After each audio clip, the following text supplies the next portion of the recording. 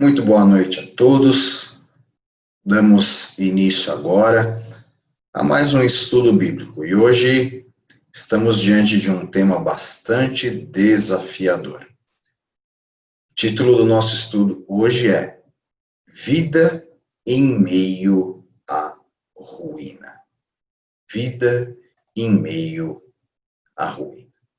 Eu quero tomar emprestado uma expressão de Richard Powers, um conhecido novelista norte-americano, que em um de seus livros, conhecidos como The Overstory, usa a seguinte frase: as árvores caem com acidentes espetaculares, notórios, à vista de todos, para escândalo de muitos.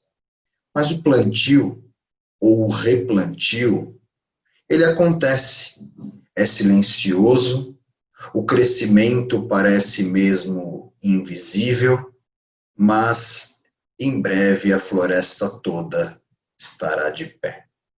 Claro que essa é uma expressão romantizada. Richard Powers é um novelista bastante conhecido, como eu já disse, mas essa expressão nos traz algo importante a ser levado em conta nesta hora. Nós estamos diante de movimentos devastadores que a pandemia do Covid-19 impôs às sociedades e até mesmo às igrejas. Mas esta mesma sociedade e as mesmas igrejas começam agora a dar os seus primeiros passos no sentido de retomar as suas atividades. Há alguns templos que já estão abrindo as suas portas, e não apenas no Brasil, mas no mundo todo. Mas uma coisa precisamos entender: o mundo que nós conhecíamos até meados do mês de fevereiro deste ano foi totalmente desmontado. Irmãos, amigos, parentes, estruturas e organizações não estarão mais conosco daqui para frente. Mas se aproxima o momento do recomeço, tão esperado recomeço. E como nós iremos lidar com isto? O que é que a Bíblia nos ensina para tempos como este? Encontraremos vida em meio às ruínas? Como começar a partir dos ares de morte, um empreendimento de vida tal qual a vida da igreja? Como recomeçar com o que sobrou? Esse é o nosso desafio hoje. Analisar esta realidade à luz da Bíblia. E eu quero convidá-lo agora a baixar a sua cabeça, fechar os seus olhos. Nós teremos um momento de oração.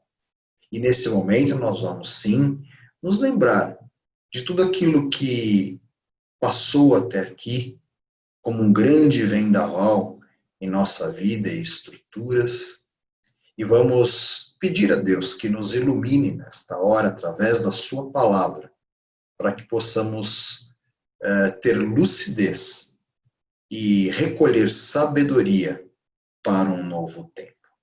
Feche os seus olhos, abaixe a sua cabeça, vamos orar, e após a oração, nós iremos olhar para a nossa tela, para a tela do nosso dispositivo. Eu quero convidá-lo a louvar a Deus com um bonito cântico que será entoado a seguir. Oremos.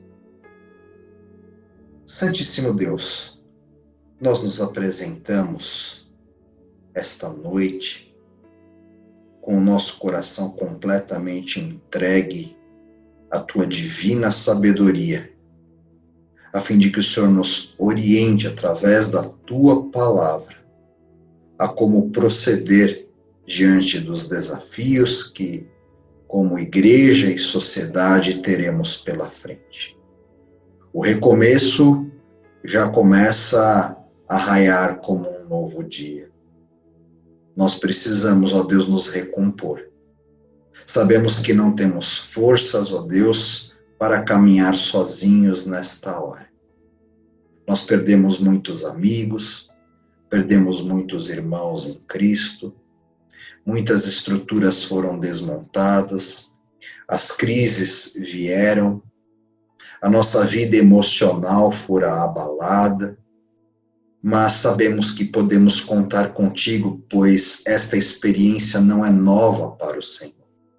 Assim como tu conduziste o teu povo no passado a inúmeros processos de reconstrução, nós pedimos a tua santa orientação e sabedoria, para que no processo de reconstrução, sim, que teremos pela frente, o Senhor possa dirigir os nossos passos, o Senhor possa nos fortalecer, o Senhor possa conferir a cada um de nós o discernimento necessário para que verdadeiramente possamos, em primeiro lugar te honrar, continuar testemunhando o teu santo evangelho com vigor. E agora, Deus, que nós possamos recolher tudo aquilo que aprendemos com a experiência dos últimos tempos, não de modo devastador para a nossa consciência e coração, mas como matéria-prima para construir uma grande obra a ser realizada através das nossas mãos. Nos fortalece nesta hora. Abre o nosso entendimento na meditação da tua palavra. Nós te agradecemos, nós pedimos, nós te adoramos, ó Deus, em nome de Jesus. Amém. Louvemos ao Senhor.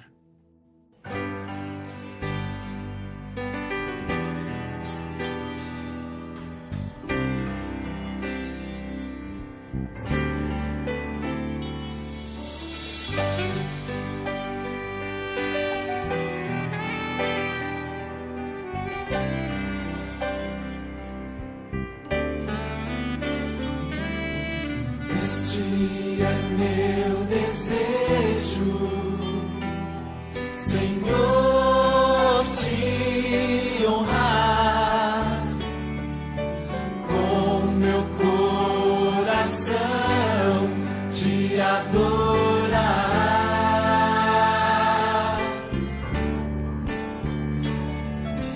Tudo que há em mim te dá.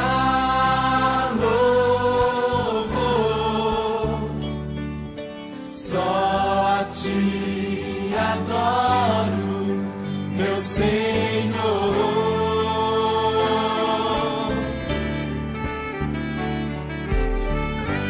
Toma o meu coração e toda a minha alma.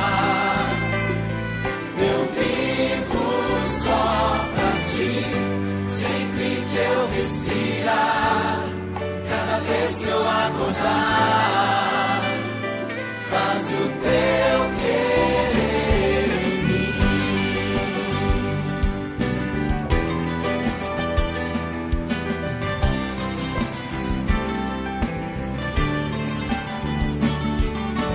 Este é meu desejo, Senhor, te honrar com meu coração.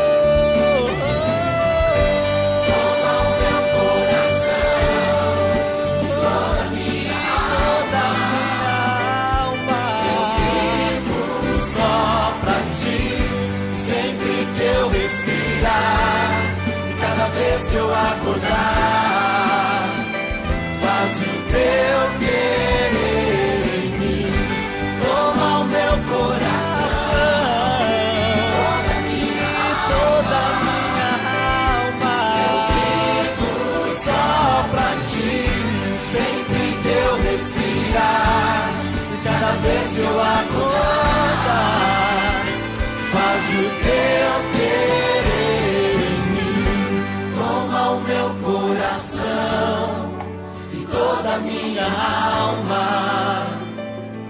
Eu vivo só pra ti, sempre que eu respirar. E cada vez que eu acordar, faz o teu querer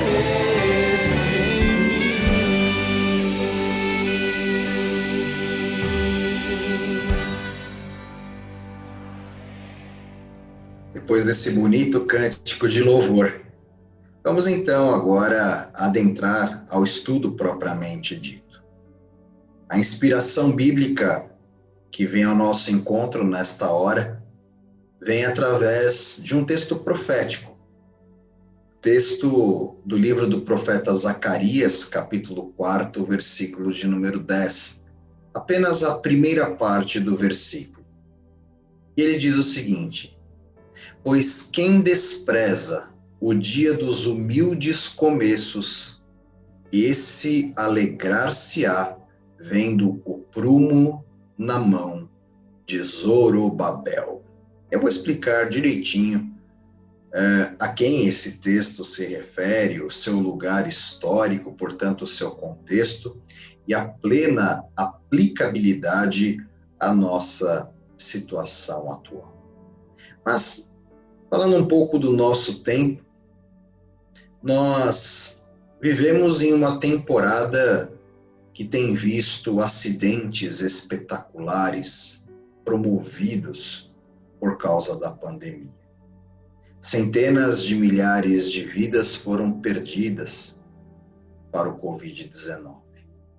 As economias caíram em ruína. Boa parte das empresas no mundo todo estremeceram e entraram em colapso. Igrejas e organizações sem fins lucrativos estão fechando as suas portas. A verdade é que nós ainda não sabemos quais serão as consequências a longo prazo para o corpo global de Cristo, para os pobres, para os mais vulneráveis, ou até mesmo para a ordem social e o florescimento humano. Há muitas coisas ainda a serem descobertas. É claro que os atos espetaculares, e quando eu digo aqui atos espetaculares, eu não estou valorizando a catástrofe patrocinada pelo Covid-19, mas eu estou usando essa expressão espetacular para me referir ao porte gigantesco das coisas que nos sobrevieram e que nos chamaram tremenda atenção. Porque esses acontecimentos, ou os últimos acontecimentos, capturaram não apenas a nossa atenção, mas a atenção do mundo todo para as consequências catastróficas que fomos obrigados a constatar nos últimos tempos. Acontecimentos surpreendentes, acontecimentos angustiantes, e alguns até fascinantes, num caráter positivo em meio ao caos, todos acontecendo de uma só vez. Mas, se nós voltarmos a nossa atenção somente para as perdas, somente para os entraves, aquilo que morreu, aquilo que se perdeu, nós corremos o risco de perder lenta e sutilmente a ascensão e a beleza daquilo que está voltando à vida, mesmo em meio ao caos. Portanto, há vida brotando, sim, em meio à ruína. E é com essa realidade que nós devemos, então, trabalhar daqui para frente. Nós podemos, é verdade, sentir falta dos nossos encontros como Igreja do Senhor Jesus Cristo, encontros pessoais. Eu me lembro com muita gratidão do fervilhar de pessoas entrando e saindo das nossas instalações em Presidente Altino, a cada oportunidade de trabalho daquela igreja. Mas eu não posso ficar apenas nesta lembrança.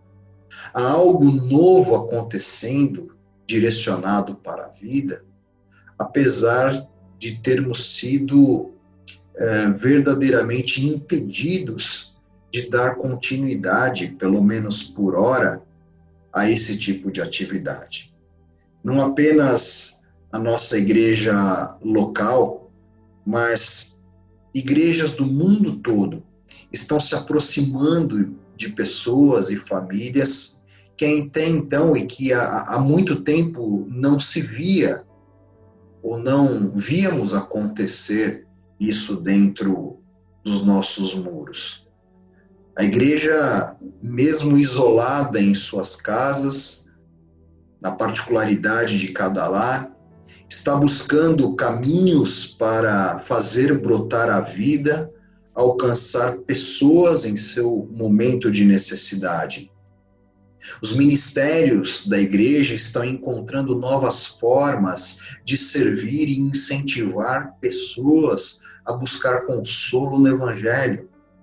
Comunidades estão relembrando a graça de poder cuidar uma das outras num processo de ajuda mútua, como há muito tempo não se via na história da igreja.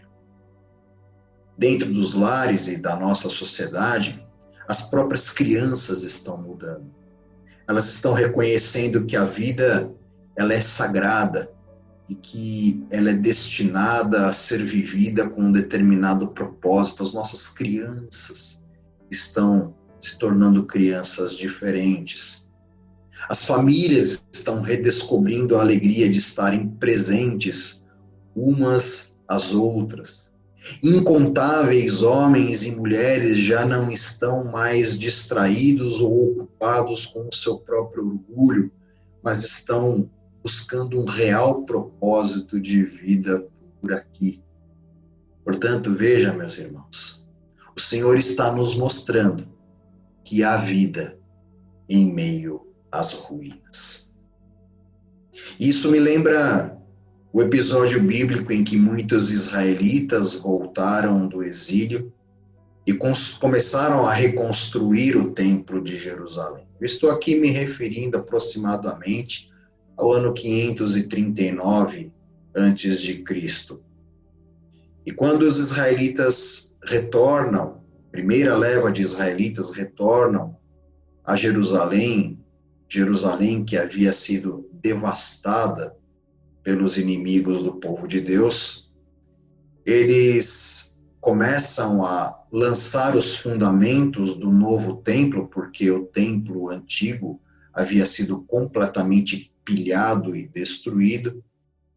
Então, aqueles que recordavam do seu antigo esplendor começaram a lamentar, porque o novo templo agora, no seu projeto, parecia algo extremamente simples e rústico, perto do esplendor do templo de outrora. E no meio do desânimo do povo, Deus manda-lhes um recado claro através do profeta Zacarias, dizendo o seguinte ao povo, que o povo não deveria jamais desprezar o dia das pequenas coisas, ou em algumas traduções, o dia dos humildes começos. É verdade que os primórdios deste segundo templo, eles eram tão humildes que homens e mulheres, conta-nos a história, choravam em desespero sobre os materiais de construção, como se eles estivessem se perguntando como poderiam celebrar uma coisa tão pequena, tão rústica, em meio a uma ruína, sendo que outrora eles podiam louvar e buscar a presença do Senhor em algo tão grandioso. Mas é assim que Deus age. Aquela estrutura rústica, pequena, sobre a qual muitos homens e mulheres choraram, em desprezo até mesmo daquele humilde começo, ela haveria de permanecer por séculos e séculos, e as suas fundações reutilizadas sob a governança de Herodes. Então, sobre este templo, sobre essa estrutura rústica e pequena, se erigiu um dos edifícios mais esplendorosos do mundo antigo. Se você procurar em algum livro de história, você verá que o Templo de Jerusalém, sob a construção de Herodes, templo esse então, que foi construído sobre os fundamentos deste humilde templo de Zorobabel e seu povo, então foi considerado como uma das maravilhas do mundo antigo. E é assim que Deus age, e com isso nós aprendemos uma grande lição. Uma lição que vem de um Deus, como nos mostra a Bíblia incansavelmente, que do nada pode fazer surgir todas as coisas.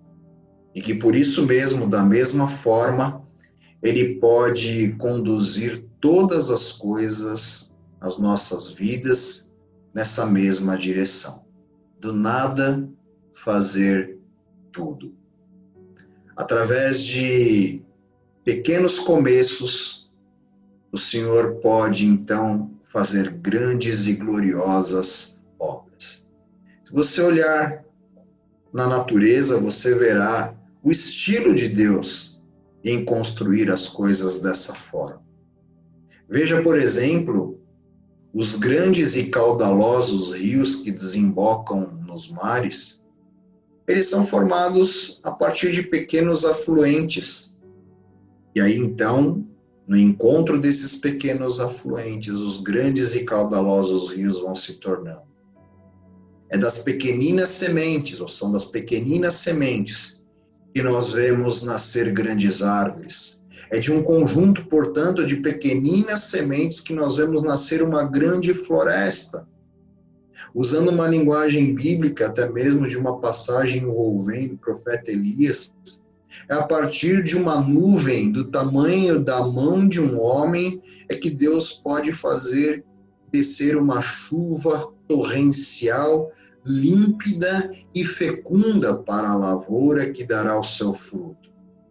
Portanto, creio que nós precisamos confiar nesta palavra, nesse momento mais do que nunca. É disso exatamente que nós precisamos. Nós precisamos confiar que das mais pequeninas coisas, a partir de Deus, é que surgirão as grandes obras.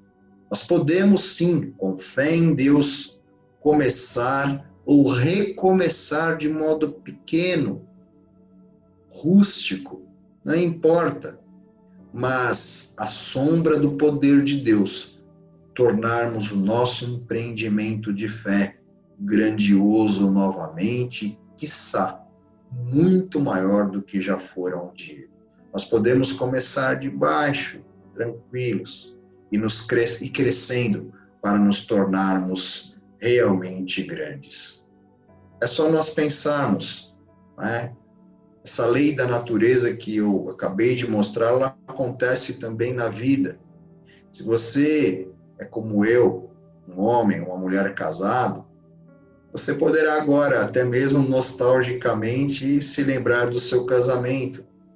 A grande comemoração, a grande festa, o culto inesquecível, aonde o amor fora selada num grande casamento, portanto, começou com um olhar, quem sabe até mesmo um olhar ou uma troca de olhares despretensiosos.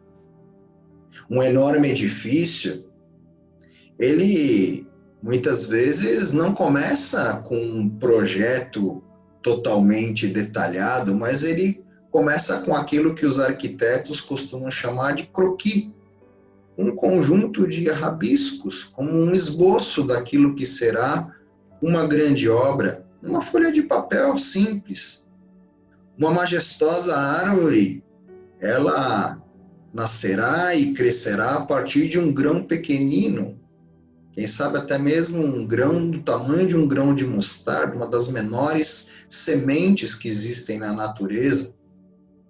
Portanto, as grandes realizações, elas demandam, sim, confiança primeiramente em Deus. Boa vontade, ainda que a partir de humildes começos, na fé grandiosa de que Deus tomará isso nas suas mãos e fará uma obra, um empreendimento realmente vitorioso e grandioso. No início da construção do templo de Zorobabel, o templo então contava apenas com alguns alicerces, alguns materiais que foram de difícil reunião. Imagine Zorobabel. Aliás, quem era Zorobabel? Zorobabel, na verdade, era um judeu de linhagem real. Acredita-se que Zorobabel era da família de Davi, era da casa de Davi. Era também um exilado entre o povo judeu, agora entre os persas que haviam dominado a Babilônia.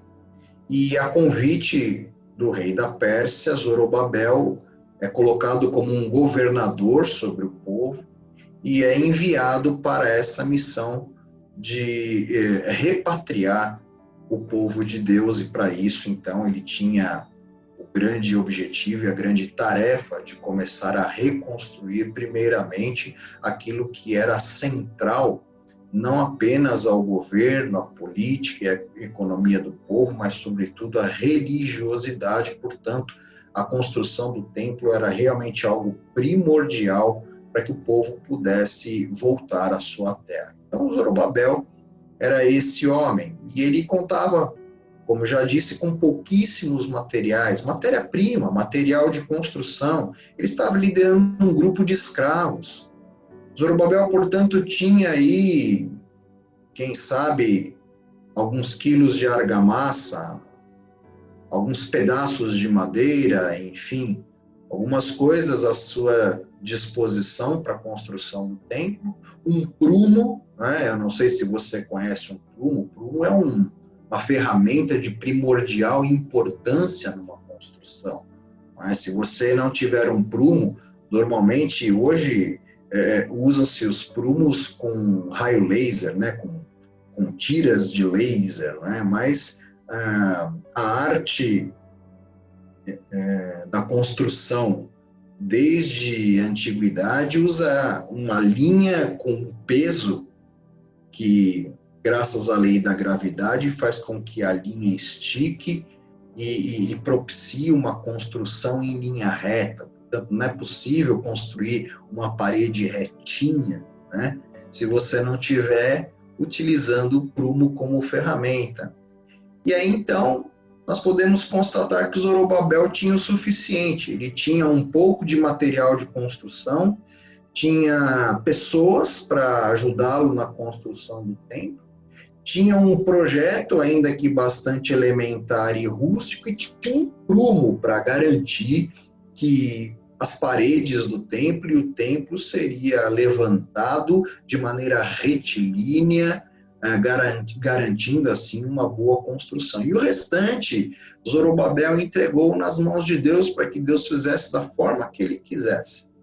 Com o tempo, os resultados vieram. E daí então a palavra profética e antecipatória, Deus enviou através de Zacarias, dizendo: olha, diz para o povo não desprezar este humilde começo, porque a minha obra não está completa.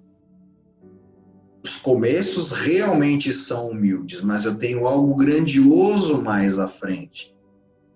Isso, o próprio povo que está na obra pode até não ver com os olhos da carne, mas haverá um tempo que esses alicerces humildes se tornarão um templo majestoso em honra ao meu nome. E era exatamente isso que Deus queria dizer com essa profecia, e é exatamente isso que ele fez. Portanto, quando nós estamos alicerçados na palavra de Deus, quando nós temos o prumo da fé para dar início a qualquer projeto e alguns ajudantes, 2 ou 3 estiverem reunidos com a finalidade de serem fiéis a Deus, você pode ter certeza que aí o restante é com Deus. E a obra iniciada de maneira humilde, no seu tempo, no tempo de Deus, haverá de se tornar algo realmente grandioso. Eu quero concluir dizendo que nós temos um grande desafio pela frente a partir de agora. E diante desse grande desafio, a minha pergunta é: que templo ou que igreja vamos reconstruir no meio dos destroços de hoje? Nós lamentamos, de fato, o sofrimento e a perda de muitos irmãos e amigos, e até mesmo estruturas elementares pelo caminho.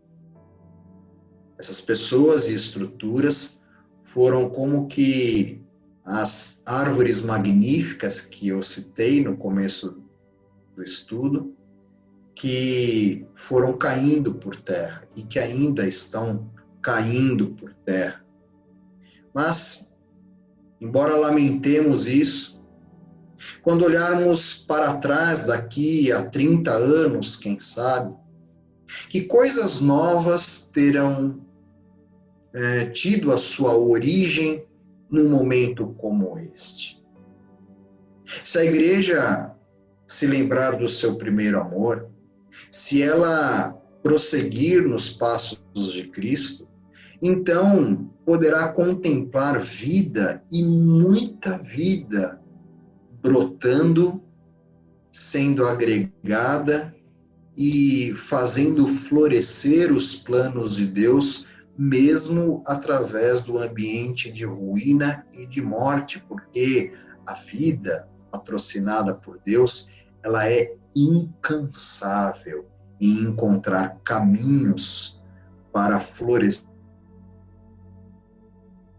mesmo em meio às ruínas. Isso é algo típico de Deus. E não é diferente quando nós aplicamos essa realidade à vida da igreja. Se nós nos unirmos a Cristo, alicerçados numa palavra poderosa e profética como esta, nós acabamos de ler, palavra do profeta Zacarias, capítulo 4, versículo 10. Certamente nós teremos pela frente uma linda e vitoriosa história para contar. A história da vida em Deus, que não fez caso da morte pelo poder de Cristo e viu florescer de um novo momento maravilhoso, a despeito das lutas desse momento e dos humildes começos. Por isso eu quero lançar a você um desafio nessa hora. Quero lançar a você o desafio de se unir a mim, de se unir a todos aqueles que acreditam nesta palavra que nós acabamos de estudar nessa hora, para trabalharmos juntos, a fim de que possamos nutrir esses pequenos começos, não desprezá-los, muito pelo contrário, valorizá-los, para que todos nós, juntos, possamos um dia olhar para trás, para a nossa história, e nos maravilhar com aquilo que Deus fez a partir do momento exato em que nós estamos. Que Deus abençoe a sua vida. Eu vou orar para que você aceite esse desafio, porque juntos nós vamos reconstruir muita vida em meio às ruínas que nós temos visto. Que Deus te abençoe. Não vá embora ainda sem adorar a Deus com o nosso último cântico, e quando esse cântico se encerrar, então o nosso estudo também estará encerrado. Vejo a todos em breve, um beijo no coração, que Deus te abençoe. Amém.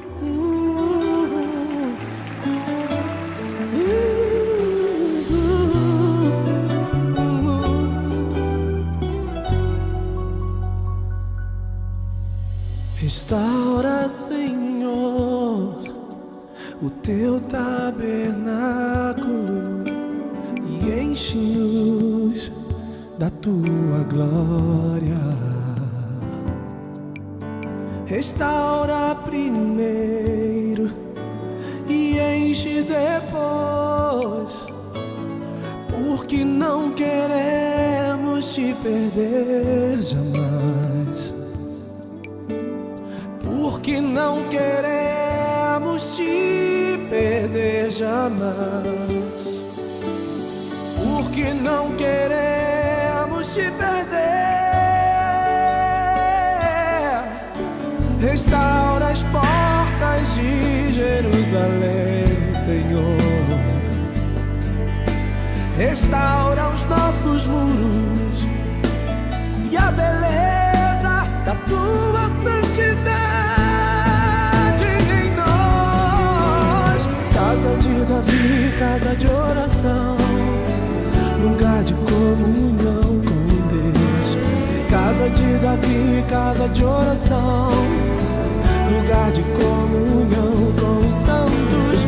Casa de Davi, casa de oração, testemunho pras nações. Casa de Davi, casa de oração, a glória no cume dos montes.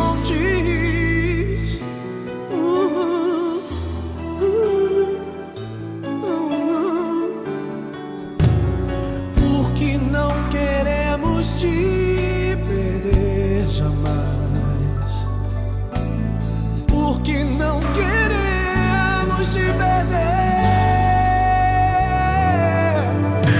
Restaura as portas de Jerusalém, Senhor. Restaura os nossos muros e a beleza da tua santidade em nós. Casa de Davi, casa de oração, lugar de comunhão com Deus.